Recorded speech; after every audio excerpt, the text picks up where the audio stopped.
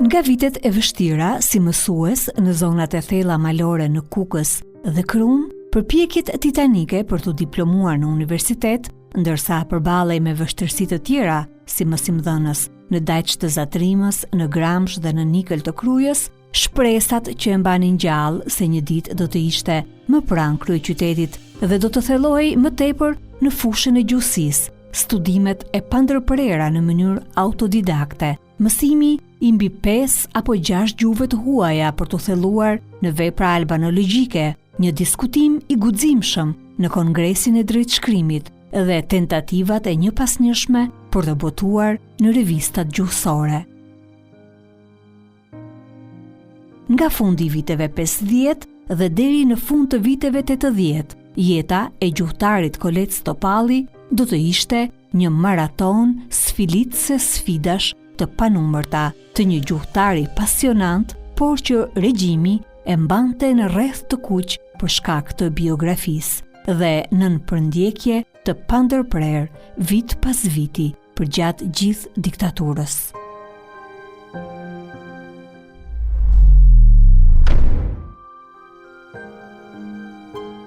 Koleci në fatkeqësinë e madhe pati fatin e madh. Domethënë që mbaroi një shkollë të mesme, u detyrua të kryej ushtrinë e më pas punoi si mësues në zonat më të thella të vendit. Ka punuar mësues në Kukës, mësues në Gramsh, mësues në fshatrat e Krujës, mësues në fshatrat e Tiranës, dhe në të gjithë këtë peripeci jete, domethënë asnjëherë Kolec Topalli nuk që mësues qyteti. Koleci në fund viteve 50 shekullit kaluar ishte mësues në Krum. Arsimtarët jetonin në një mënyrë të çuditshme, me një farë familjariteti, të gjithë shkodranit me një dhomë, të 5 shkodranit me një dhomë, gatunin bashk, ushqeheshin bashk, jetën jashtë shkollore bënin përsëri bashk. Fshatarët i respektonin shumë dhe marrëdhëniet e tyre me fshatarët ishin shumë të mira, tepër miqësore.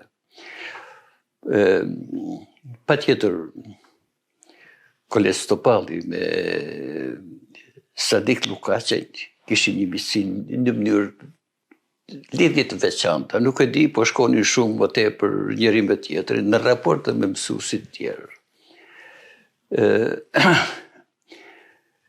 Atë mbaj mend një thënie e tyre. Don të paraqitesh bukur, kujdes në jakën e këmishës dhe në këpucë. Dhe dukesh shumë bukur. Dhe kështu mbaheshin ata. Në Krum qëndrova gjithsej 2 vjet. Periudhë gjatë së cilës fillova shkollën e lartë me korrespondencë, meqense jepja mësim në 7-vjeçare dhe vendi i punës e kërkonte një kualifikim të tillë. Njëkohësisht nisa edhe mësimin e frëngjishtes si autodidakt bashkë me një kolegun tim të punës, Shefqet Hoxhën. Të vetmet libra që kishim ishin një poliglot me italishten dhe një fjalor po me këtë gjuhë që i kisha marrë nga shtëpia. Këtë radhë nuk pati transferim tjetër, ndoshta sepse s'kishin ku të më çonin më larg, se pas një ore rrugë ishte kufiri jugoslav. Në shtator të vitit 56 ose 57 viti, 3 shtator, unë shoqërova shefin e seksionit të arsimit në një fshat Golej për të parë fillimin e vitit shkollor. Në drek kur po ktheheshim filloi një shi jashtëzakonshëm, me bubullima, vetima, njërë në tjetrën.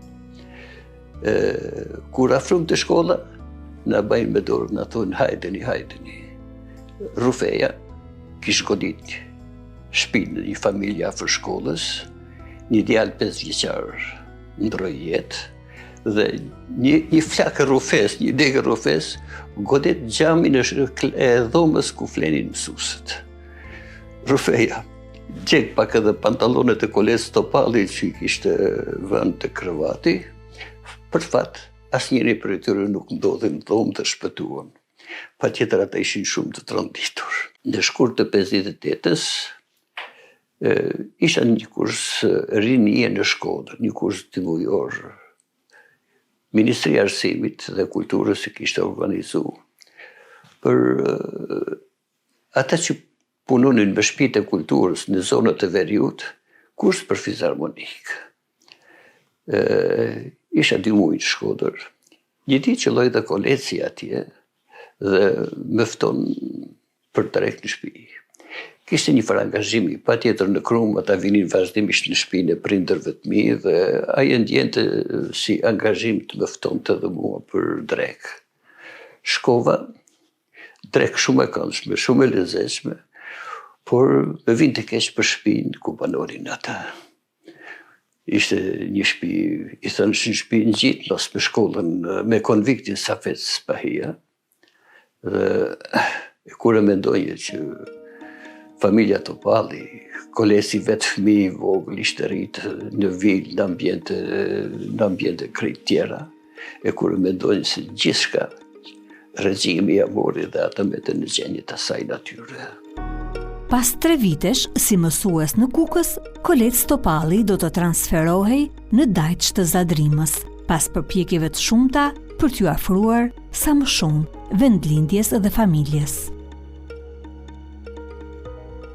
Tashti mund të shkoja një herë në javë në shtëpi, ku për munges vendi nuk kisha krevate flija mbi tavolinën e bukës, meqense në një dhomë me kuzhinë bëheshim 9 vetë. Gjatë viteve që jepte mësim në Dajç, Kolet Topalli nisi edhe studimet e larta me korrespondencë për gjuhë letërsi. Prej asaj periudhe, ai nuk do të ndalej më në këtë rrugëtim të dijes, duke studiuar pa rënë në sy dhe duke u thelluar gjithnjë më shumë në fushën e gjuhësisë. Megjithse në dritë të kandilit, çdo mbrëmje hyja në një klasë e studioja. Brenda 3 vjetëve, mbarova Institutin e Lartë Pedagogjik në Shkodër për degën gjuhë histori dhe u regjistrova në degën e gjuhës shqipe në Fakultetin Histori Filologji të Universitetit të Tiranës.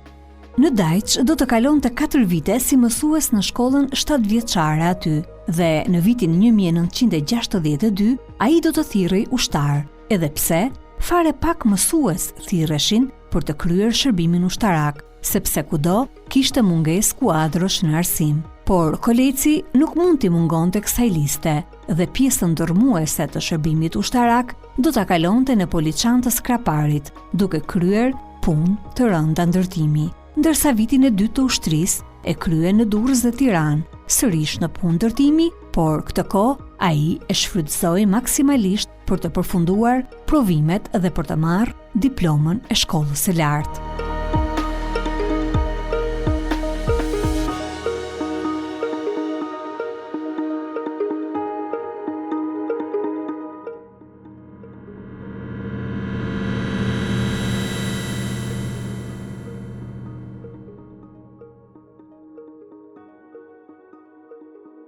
Pas lirimit nga ushtria, me një diplomë në dorë, tashmë Kolet Topalli synonte një shkollë më të mirë për të dhënë mësim, por sërish do të haste me 10 pengesa dhe e vetmja rrugë për të futur sërish në punë si mësues ishte Gramshi, një vend i përsosur izolimi për njerëzit që kishin njolla në biografi dhe ishin të padëshirueshëm për pushtetin. Para meje, atje kishin emëruar mjaft kuadro nga qytetet e tjera, sidomos nga Elbasani e Tirana. Por nga Shkodra, unë isha i pari që shkoja në Gramsh. Isha si një mizë e bardhë ndërmjet mizave të tjera, në një qytet të vogël provincial ku thashë themet brenda një ore arrinin deri në cepat e qytetit. Të gjithë përshpërisnin si në zë. Diçka ka ai në biografi që e kanë sjell nga Shkodra në Gramsh. Atje fillova të mësoj edhe anglishten si autodidakt. Në këtë periudhë të jetës, Kolet Topalli do të kuptonte edhe peshën më të rëndë të përndjekjes dhe survejimit. Isha nën kontroll të plotë të degës së brendshme. I ndjeja çdo ditë punojësit e sigurimit që më vinin nga brapa. Unë në restorant, ata në restorant. Unë në post, ata në post. Dhe kur futesha në rrugën që të çonte te shtëpia ku banoja, më shoqëronin derisa bindeshin se ky ishte stacioni im i fundit.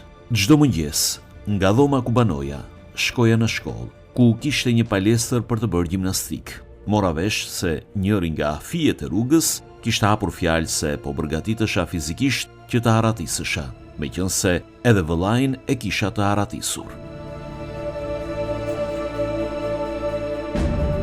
Në një atmosferë të tillë për ndjekje dhe survejimi, Kolet Stopalli kaloi 7 vite të jetës së tij në Gramsh. Pas kësaj periudhe, kur në atë qytet po dilnin edhe mësuesit e parë të rrethit, Kolet Stopallit ju dha mundësia për të lëvizur. Në Shkodër nuk e lejuan të kthehet, kërkoi në Durrës dhe në zonat përreth, por as aty nuk e lejuan. Në Kruj mundi të gjente një mundësi, por vetëm në Kurcaj, një fshat i thellë malor, ku do të vijonte punën si mësues, derisa pas shumë përpjekjesh dhe ndërhyrjesh do ta zbrisnin në Nikël. Kështu vijova të qëndroj në Nikël derisa u mbushën 20 vjet. Vitet e para ishin më të vështira pasi mungonte lidhja me rrugë makine me Tiranën dhe Shkodrën, por pas 5 vjetëve të qëndrimit tim, u rregullua rruga dhe mund të lëvizja më shpesh e në kushte më të mira. Kjo më afroi me Tiranën. Një shoku im që mori shtëpi nga shteti më ofroi të rija atje ku kishte banuar ai, në një shtëpi private.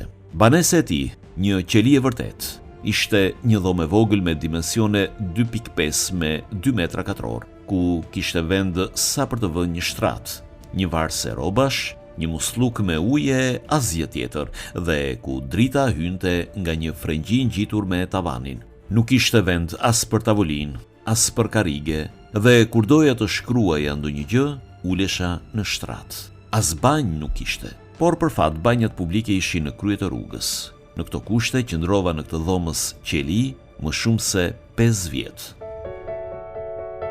Në kujtimet e tij, Koleci thot se ai nisi të kopjojë me dorë edhe veprat e para albanologjike që me bujaria kishte huazuar Eqerem Çabej. Në këtë periudhë të jetës, Kolet Stopalli thellohet në studimet gjuhësore dhe jetën e kalonte mes mësimdhënies në Nikël dhe pothuajse jetë ilegale në Tiranë, në këtë dhomës të ngushtë ku shpesh e përgjonin dhe e përndiqnin për ta nxjerrë jashtë pasi nuk kishte pasaportizim në Tiranë. Por ç'ishin vështirësitë e kësaj natyre para pasionit të tij të madh për studimet gjuhësore, ai nuk do të stepej para tyre dhe do të fillonte përpjekjet e tij titanike për të publikuar studimet e para gjuhësore. Profesor Kolet Stopalli ka patur vështirësi të jashtëzakonshme për bërtimin e punimeve të tij. Ka pas pengesa të paimagjinueshme. Megjithatë, ai ka qenë i pa epur në atë përkushtimin e tij dhe shkrimet ose studimet e tij në mënyrë të vazhdueshme, ai i çonte për botim të studime tek gjuha shqipe, të studimet historike, domethënë bënte përpjekje të vazhdueshme për të mbritur te botimi. Ka ekzistuar një censurë e paimagjinueshme dhe ai dërgonte 4-5 shkrime, ato shkrimet kishte periudha që kalonin vite dhe nuk ja merrnin konsiderat, por në fillim të viteve 70 pati një, si thush, një hapje të vogël në drejtim të intelektualëve shqiptar. Edhe pikërisht në vitet në 72-73 që u bë dhe Kongresi i Drejtshkrimit, Koleci pati publikimet e para gjuhësore të tij. Në kujtimet e tij, Kolet Stopalli flet për rrethanat fatlume që e nxitën të shkruaj artikullin e parë shkencor për problemet gjuhësore, që fillimisht kishte nisur si punë për përgatitjen e një diskutimi shkencor, ndërsa ishte mësues në Nikël. Kishte nisur studimet e thelluara në Bibliotekën Kombëtare dhe në Institutin e Gjuhësisë dhe Letërsisë, ku ishte njohur ndërkaq edhe me Eqerem Çabejn dhe me Mahir Domin. Por në fund e kishin këshilluar që të mos e niste rrugën e botimeve me një artikull të tillë kaq të gjatë të thelluar. Për të mos rënë në sy për keq, kishte dërguar një recension, i cili i ishte botuar, duke fituar kështu betejën e parë në fushën e botimeve. Ndërkaq, do të zhvillohej Kongresi i Drejtshkrimit të Gjuhës Shqipe. Njëri nga bashkëpunëtorët shkencor që punonte në Institutin e Gjuhësisë më siguroi një ftesë për të marrë pjesë në kongres, por vetëm në seancat kur nuk ishte e pranishme udhëheqja e lartë, sepse vetëm në këto ditë mund të gjeje vend në sallë dhe kontrolli ishte më i pakt. Gjatë zhvillimit të seancave pash se kishte edhe diskutime nga persona të paplanifikuar. Kjo më nxiti t'i futem punës për përgatitjen e një diskutimi. Punova për 2 net rresht dhe më së fundi e përgatita. U thashë drejtuesve të seancës se doja të mbaja një diskutim. Na i jep një herë ta shohim, më thanë. E gjetën të pranueshëm. Diskutimin e mbajta dhe më vonë ai u botua në përmbledhjen e akteve të kongresit. Kisha bërë hapin e dytë.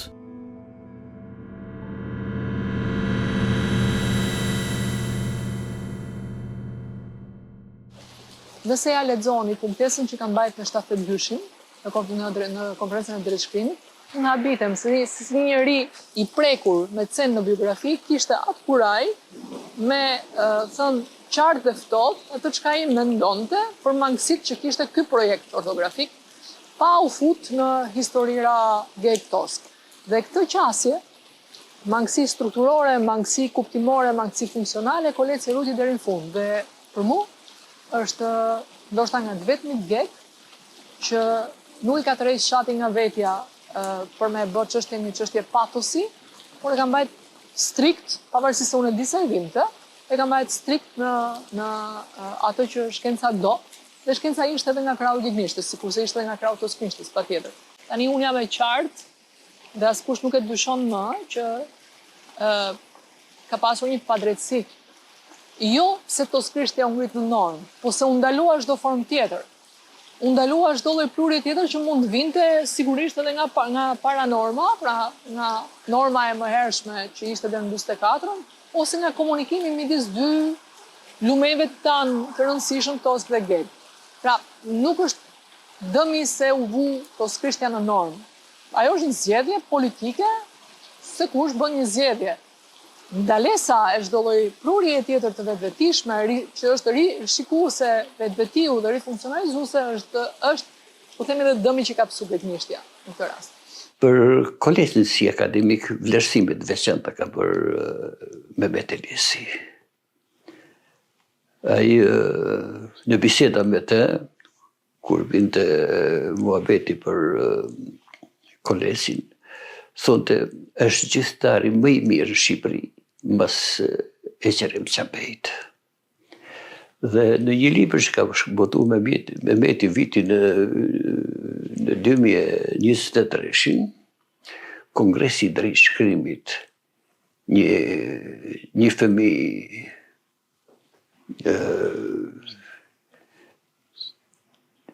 i plakur diçka e tillë, aty në një pjesë të veçantë flet vetëm për kolegin, bën vlerësime të jashtëzakonshme për punën që ka bërë Koleç Topalli, sidomos për fjalorin e kolegit. Ka bërë një vlerësim, mund ka ardhur shumë mirë, ishte një vlerësim mund ta themi aristokrat. Pas diskutimit që Koleç Topalli mbajti në Kongresin e Drejtshkrimit në nëntor 1972, duket se një hije e zezë do ta shtonte influencën e saj për t'i krijuar gjuhëtarit një barrierë gjithnjë në rritje. Ajo barrierë do të bëhej gjithnjë e me kryeneçe, sa herë që shtoheshin përpjekjet e gjuhëtarit për ta kapërcyer e për të triumfuar mbi të. Pas Kongresit të Drejtshkrimit, ai punoi fort për të përgatitur artikullin e tij të parë shkencor, Koha e ardhshme e mënyrës dëftore në gjuhën shqipe, një artikull që do ta sfiliste psikologjikisht në pritjen e gjatë për ta botuar. Prit, por nga instituti kishte vetëm heshtje. Kaloi një vit, kaluan 2, 3, 4, 5, përsëri heshtje. Ndonjëherë shkoja në institut. E prorët më jepnin përgjigje të ndryshme, por asnjëherë pozitive. Kishte nisur një periudhë heshtjeje. Duket se pengesat ishin të pakalueshme dhe kur dukej se po gjente njerëzit e duhur ku mund të kërkonte shpjegime dhe drejtësi. Në të vërtetë, pengesat vetëm sa bëheshin më të qarta, derisa një dashamira si tha, pengesat i ke në rrethin ku punon, atje përpiqu ta zgjidhësh. Por në këtë periudhë heshtje dhe pengesash, Koleç Topalli nuk u demoralizua. përkundrazi e shfrytëzoi si një periudhë ku mund të thellohej në një drejtim që do t'i vyente shumë më vonë për të thelluar në fushën e albanologjisë, tek mësimi i gjuhëve të huaja. Nga viti 1973 deri në vitin 1981 do të mësonte disa gjuhë të huaja njëra pas tjetrës: anglisht, gjermanisht, rumanisht, greqisht e vjetër dhe latinisht. Gjuhët e huaja e ndihmonin të thellohej në vepra të rëndësishme të albanologjisë dhe i hapnin rrugë për të thelluar gjithnjë më shumë në fushën e gjuhësisë historike.